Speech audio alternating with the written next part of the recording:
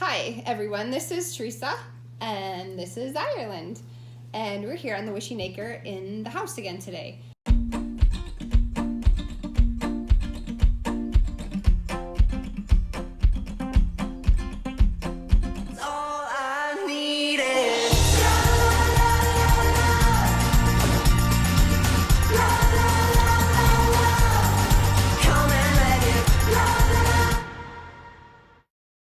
So I just thought, with everything crazy that's been going on in the world, that maybe we could talk about how to be a homesteader, because that's originally kind of what got me into homesteading originally. Was, hey, what if something happens? I have a large family. What am I going to do if the world starts falling apart? I got to be able to prepare for myself and for my family. So originally, long time ago, so we've lived here at our place for about 17 years. And there was nothing here, and I kind of explained that in one other video. And we at that time had 4 kids. We have 9 kids now.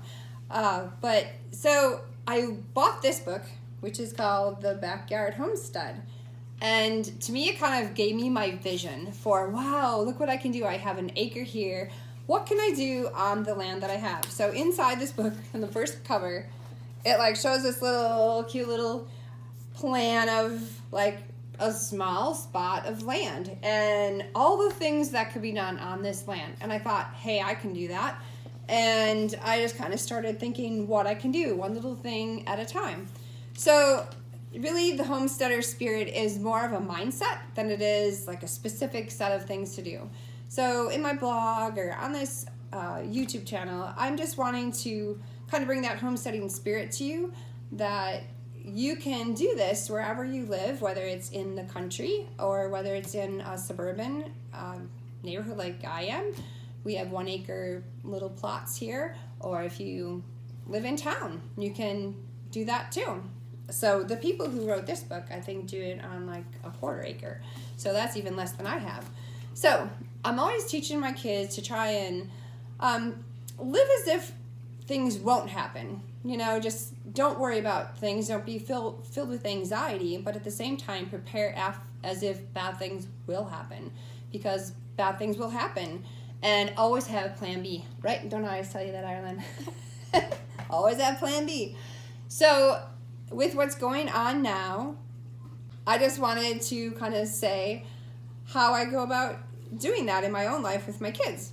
So some of the things that I thought with what's happening now is, how can you prepare to be more self-sufficient? So one of the things that I started first doing was having a garden, and that's something a lot of people can do.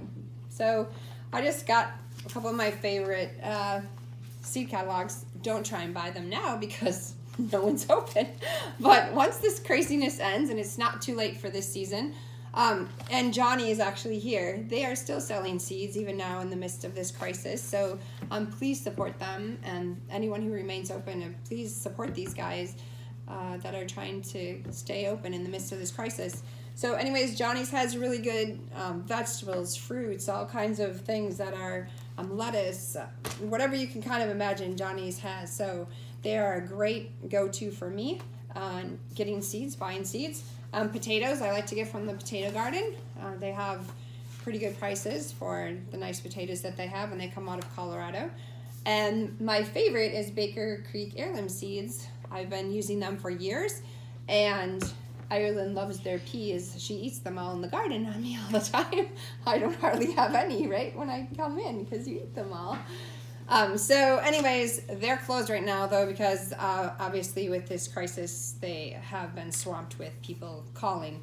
So again, if once this crisis is over, plant a garden, and just whatever your family, don't buy things your family doesn't eat, but whatever your family likes to eat. So peas and beans and corn, things that you can, like tomatoes or pickles, things that, just all kinds of things that you think you could put up in a canning situation, so that you can have things to take you through the winter time. So like squash, winter squash, potatoes. There's just a bunch of things that I I plant and I have grown over the years. So, okay, so that's just my little thing about gardening. The next thing is herbal gardens. So I have an herbal garden right outside, and someday I'm going to take on a little tour of my herb garden, right, Ireland? And so we grow parsley and cilantro and basil. Which one do you like, Ireland? You like to smell the... Basil. Brielle says basil. Basil is good and has really pretty flowers, and you can cilantro, use... I like that too. And cilantro, yeah. It's good when we make our salsa. So, yeah, so all kinds of herbs you can plant too. And they sell, most of these companies sell all the herbs that you want to plant too. All right, so the next thing I'm going to talk to you about is things that you can raise. So we, on our small place here, raise chickens, and I love chickens. They're just the best thing. They run at you like a little dog sometimes, and they have great little personalities. All of them are different, and we have all different kinds of breeds. And on our Instagram account and some of these places, we show a little bit of our chickens and the pictures of our chickens now and then, and they give us some wonderful eggs. And right, so we got a little few more helpers here. Here's Jaden, and here's Zelly. And so they all wanted to come and help me out today. So here we go. So I was talking about herbs, and the other thing that you can do with herbs is make medicine.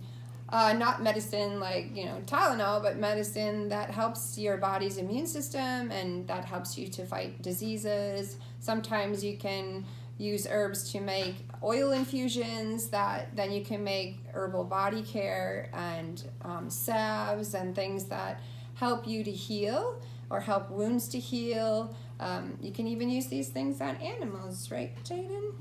We're putting it on the kitty right now on her back because she has a sore on her back, doesn't she? So yeah, so we're using that on her. And so you can use herbs for a lot of different reasons. So for herbs, we just love them all. So many things that we can use for medicine. So one of the things that I want to talk about is, so right now with this virus that's going on, everyone's like, oh, we need vitamin C. And so people have been posting on Instagram that there's no vitamin C around. There's no vitamin C anymore. And so I'm just here to encourage you, hey, you guys. Okay, so I'm here to encourage you that there's things in your home already that you might have on hand that are super high in vitamin C that your body actually uses better than if you had a bottle of vitamin C in the cupboard. So one of the biggest things is rose hips. So I know a lot of you grow roses, and at the end of the year, you'll notice they grow a little pod. This is actually a little bit, thank you, Ireland.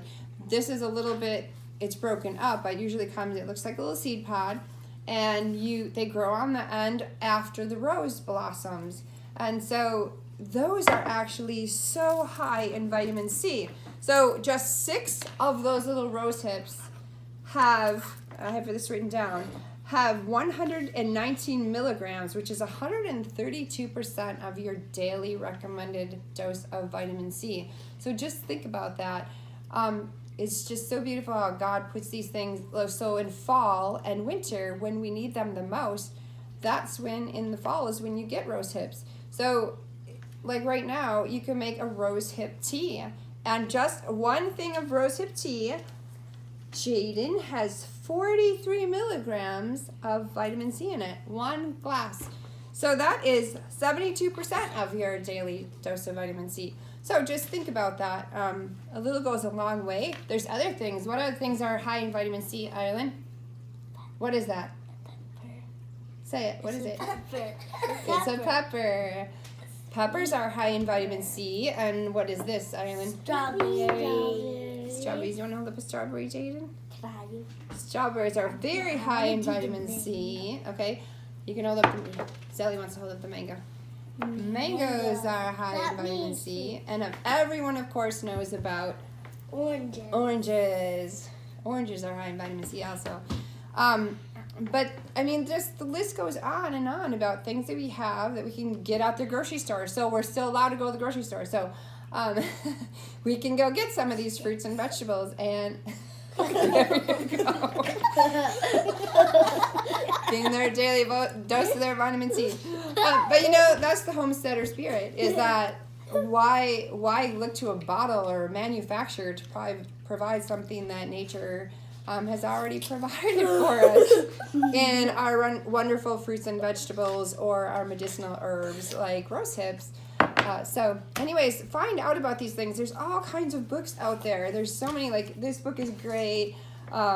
There's the Homestead Kitchen. They have some really great things in there. There's so many homesteading books about just things all around you that you can use to provide ways of healing and like even making yogurt. Yogurt is great. You can make it homemade. You don't have to go to the store and have someone else. If you have some yogurt starter in your home and some milk, you can make your own yogurt. And I have a blog post and a video about making your own yogurt, and that's pretty easy to do too. So there again, you don't have to depend on somebody else to make that for you. I have a video about how to make bread, so you can make your own bread. Again, you know, be prepared for that. I don't need to have somebody else always provide all this for me and for my family. My family, is not going to go hungry. Maybe they'll be a little bit hungry.